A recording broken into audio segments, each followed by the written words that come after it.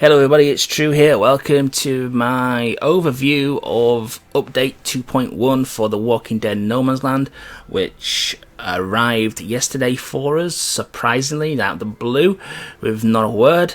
And yeah, this is my review of the update, which I was quite positive towards in my preview video, which I will put a link in the description below for you. But unfortunately, as the update has come into practice, it's been run through a shit filter, which unfortunately the shit filter is broken, and instead of removing shit, it's actually coated it and smeared it in the smelliest kind of crap possible, because these great ideas that they had have just been implemented so badly, and some bizarre decisions have been made. I just do not get where they are coming from. So we're going to go through the changes as quickly as we possibly can and focus on one or two areas which are the main points of concern, which has not been just by myself but have been raised by forum users as well. So let me just get the first list of changes up. So first of all, we've got free radio calls. That's good. A good thing. We're going to get a free radio call every 24 hours.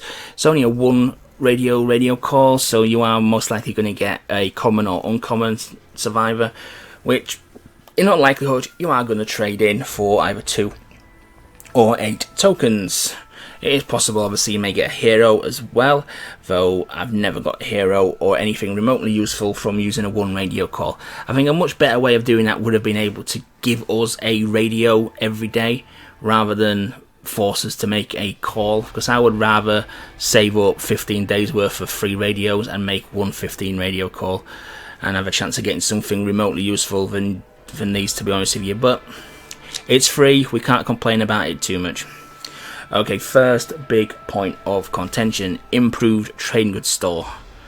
I was looking forward to this. I thought this was going to be an exciting feature, but boy, is this bad. So I'm going to go into the trade store. Let's have a look.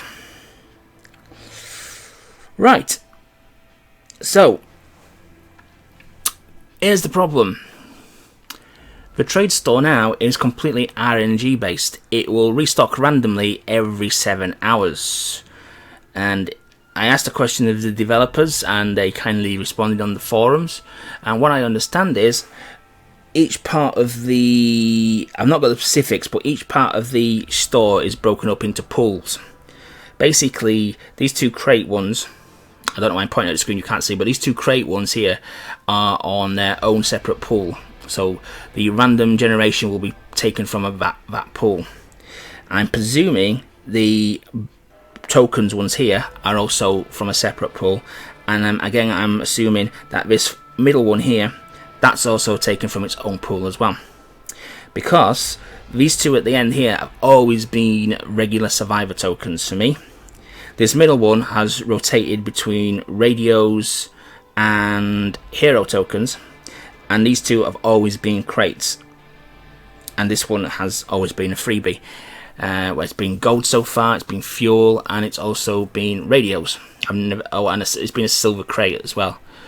No, I tell a lie there. It's been a silver crate, it's been radio, and it's been gold twice. Yeah, I think we're only on the 4th rotation. I may be wrong there. But yeah. Now, this is the problem with this. I went to sleep Sunday night with the intention of Monday morning to buy a couple of legendary crates, which were worth 7,500 trade goods each. But unfortunately, update 2.1 dropped. And I've been waiting a full 24 hours now for the store to populate with the legendary crate, and it hasn't appeared yet. So I've been sitting on these trade goods, and I've actually earned enough trade goods now to actually do one, get more additional ones. So I can buy 3 legendary crates now, but I can't because it's not in the store to buy. And I've waited 24 hours now. It is feasible that I could be waiting a long time for this crate to appear. And then the problem's compounded even more, because when it does appear, I'm just going to buy this gold crate just as an example. No, actually, I might buy the assault tokens. No, I'm going to buy the gold crate as a. Now the problem is compounded, like I say, because when I say this is a legendary crate, I buy it, See what we get. Okay. Now out of stock. So I only can buy one of everything in the store. And I have to wait for it to repopulate. Where in the old system, I could buy as many legendary crates as I wanted. And I don't want to wait 7 hours to buy another one. I need 3 weapons right now. And they need to make certain items staples of the store. Certain items need to be fixtures. They don't want to rotate them. It's silly that I have to wait an indefinite amount of time for this legendary crate to appear. Because the epic crates, they're useless. Rare crates, useless. Silver crates, bronze crates, useless. You know what I mean? It's just there's no point spending the money on them, to be honest with you. You want to get the stuff that's useful in the game, and the game, you got to wait now for the game to just randomly give me them, and then I only can buy one. I got enough money for free, but I only can buy one. It's absolutely madness, absolutely madness. And what the most frustrating thing is, this bruiser token here. And the reason I bought it is I hopefully want to get rid of a damn thing. This bruiser token has been ever present for 4 rotations now. It's just basically jump slots each time. Left, right, left, right, left, right. So I've had that 4 times compared to the legendary crate, which I've had 0. It's just absolutely crazy. And there's a problem with just adding another layer of RNG to the game where it's not needed. I want to be able to buy what I want when I want to buy it. Now, I understand the reason for the things going out of stock, because people will be able to hoard trade goods, and I'll get onto that in a minute because it's quite easy to earn quick trade goods now with the cock-up of outposts that they've made. But, yeah, people will be able to hoard them and just buy multiple tokens. Like, the tokens themselves are 600 there, so at the moment I could, in theory, buy... 6, 12, 18... I could buy 30 of those if I wanted to, which would give me, you know, quite a boost in assault tokens if I could buy as many as I wanted. So what they should do is, yeah, limit them, but limit them to, you know, a decent amount. 3 to 5 maybe. But one is just too restrictive. I could buy everything that was in this store 3 times over with the amount of trade goods I currently have, but it won't let me because I've got to wait 7 hours now. And in that 7 hours, I'm going to earn more trade goods. So I'm never actually going to be able to spend all my trade goods. It's just stupid. It's just a ridiculous restrictive system. And some of the comments made by the developers on the forums are just absolutely bizarre. It gives people more choice. It doesn't give me more choice. It restricts my choice. It restricts what I can't get what I wanted to get. When on the old store I could buy exactly what I wanted to buy when I wanted to buy it. Now I can't. I have to wait for luck, and it's highly feasible because the timer's on 7 hours that the item that I want will appear when I'm asleep or when I'm not able to play the game, and I'll miss out on it, and I won't know I missed out on it because I'll be asleep or away from the game. It's just absolutely madness. So then I might not see it again for a good while, and that's just stupid. That's why they need to, if they insisted in keeping the timer and they're insisting in keeping everything on random rotation, then the timer needs to come down to probably something like 4 hours, and the purchasing of the items you need to be able to buy 3 to 5 of them. Probably 3, I would say, is probably a reasonable number, because 5 again is going into territory, it can be a bit too overpowered, especially if you lower the timer as well. But it's just a case of do one or the other. It's just all this at once. It's just a complete mess. It's just so restrictive. I'm going to probably have loads of trade goods that I'm not going to be able to spend because there's simply nothing I want to buy, and the one thing I do want to buy is not appearing in the store. It's just a bad implementation of what on paper was a good idea. My ideal situation would be that the crates that you could buy in the old store are ever present and everything else is on random rotation. That would be my ideal situation, and I thought that's probably what they would do. Just everything on random rotation is just madness. That's the idea. That's just completely throwing everybody that everything's on random rotation. How the hell is that improved? you know, I could be waiting forever to get what I want here, and then I only can buy one of them, even though I've got the money to buy 3. It's just stupid implementation of it, and needs looking at in some respect. Anyway, I've dwelled on this one for too long here. Oh, one more thing, you get a freebie as well. That's good. That's good, I suppose. I mean, it's I've not had anything fantastic from it. I've had a couple of 5 golds, a silver crate which contained fuel, and what else did I have? I think I had a single radio. So yeah, it's free. It's free. Right, next change we got new challenge rewards. Now receive phones and skill rewards. Yeah, that's good. Scales above what the maximum phone crate we can get at the moment, which I think is 4 for a gold crate. I hope we see 5, 6, 7, 8s, 9s, 10s for guilds who can reach those higher limits, but I'm not holding my breath, to be honest with you. The next changes we've got mentions the Exploders and Grenadier challenges. We can't comment on that because that doesn't come into force till next week.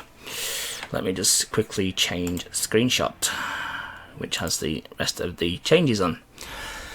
Okay, right, next one. Various outpost improvements. Again, on paper, simplification of the outpost was good, and that part of it is still good. The only bugbear I had with the changes to outpost was the threat spawn in regards to Overwatch. But that's not the only issue. There's an issue that I don't think many people, or if anybody, actually spotted. So I'm just going to go into a raid and just demonstrate the issue. So I think I have to replace my team, actually, because I think I got a few injured the last time I played this. So we're just going to we're just going to pick anybody, because this is probably a good example. This actually, because the outpost is underpowered. So we want a scout. Okay. So we're going to go into this, and this is an example of what the problem is now. Because the maps have been simplified, you only have to capture 1 flag, which is good, because the 3 flags was just cumbersome and everything. But now you can complete an outpost very, very quickly. And the changes that have been made, so that you get the trade good reward for capturing the box, and you get the influence for killing the defenders. That on paper looked to be quite an interesting idea, but in practice it's just not really, because the amount of effort you have to put in to take down the defenders, especially at the moment with the matrix dodging bug, well, it's not a bug, it's just overpowered at the moment, it's just simply not worth doing. So it's just a case of smash and grab for trade goods, because the rewards for cycles, let's put it fair, are not that great, to be honest with you. I mean, if you get a top cycle position, you're only going to get 10,000 trade goods, and you can earn that in less than an hour by just playing outposts anyway. So there's no incentive to get the higher tiers, in my opinion, at the present, although that may obviously change. So basically what you do, this is actually a bad map, actually, because it's one of the, actually I'm going to quit out of this. I'm going to quit out of this because I want to demonstrate. This is one of the few, there's a couple of maps which you can't do this tactic on, so I'm just going to quit that one. But basically you just run in, grab the box, and with the additional scout movement on 90% of the maps you can actually reach the trade goods box with 1 move. And because the defenders don't react for the first, in the first time, we're going to see if we can get one. I try to avoid the rural field because everybody has the bloody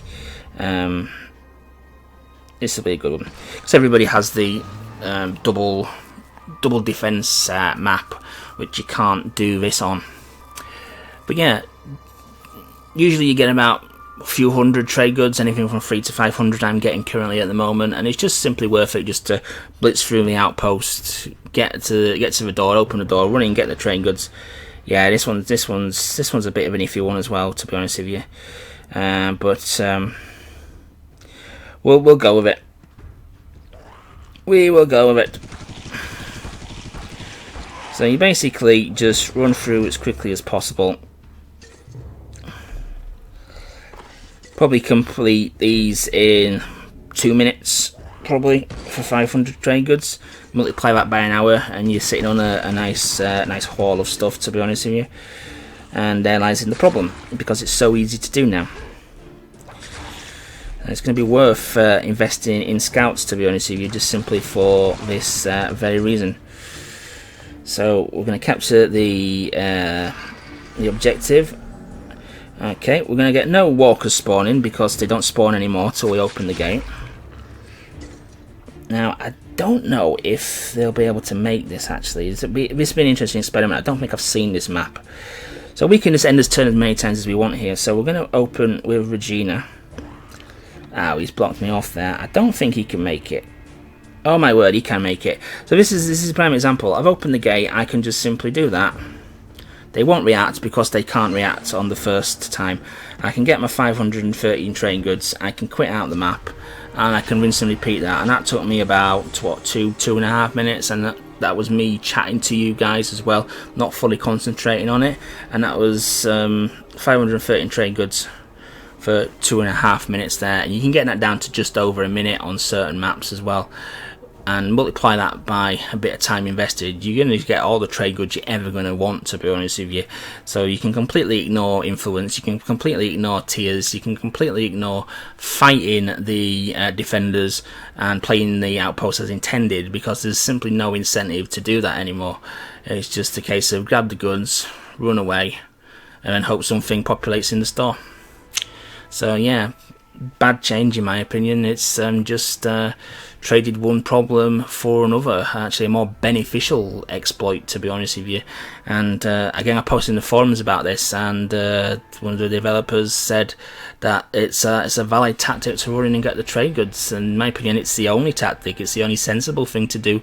There's just no benefit in fighting the defenders who dodge bullets like like Neo, and even when they fix that, it's still the amount of hospital time you're going to incur for very little influence gain, with very little return on that influence currently as it stands. There's just not worth engaging in combat, to be honest with you.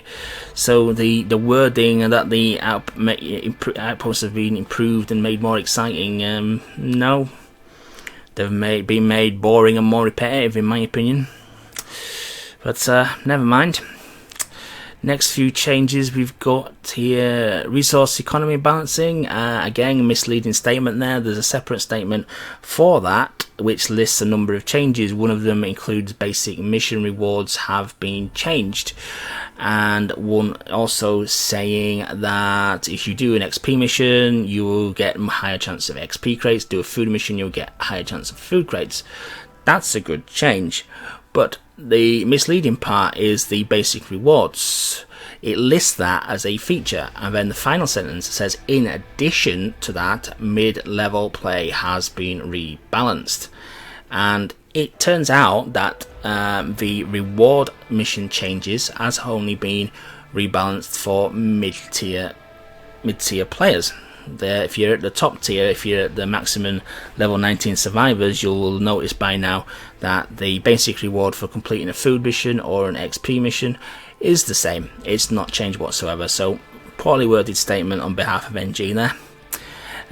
Also from the forums, this was mentioned as well, that whilst you do have a higher chance of getting XP crates in there, the XP values in those crates and the food values have been rebalanced as well. They've actually been lowered, but because, this is what they're saying anyway, but because you get them more frequently, you are technically getting more XP or more food. But that only works if you're opening every single damn crate. So I've not done exhaustive research on it as yet, but I think we're probably going to end up with less XP and less foods, to be honest with you, from that change. But that's just me assuming things. I have got records of XP gain from missions of old. I would have to run an awful lot of missions to make it a fair comparison with the new rules in place to give a definitive answer. I've not simply got the time to do that at the moment, so we'll have to just wait and see in that regards. But on paper, I think we're probably going to end up getting a bit shafted on that one, to be honest with you. Okay, what else is there? Hero leader traits are now working as intended. Well, that seems to be working now. I actually saw Daryl's silencing trait, leadership trait, work for the first time yesterday, so that seems to have fixed the issue. Whether there was problems with the other heroes, I'm not entirely sure, because some of them don't have visual cues to say that they are in fact working, so I can't really comment on that there.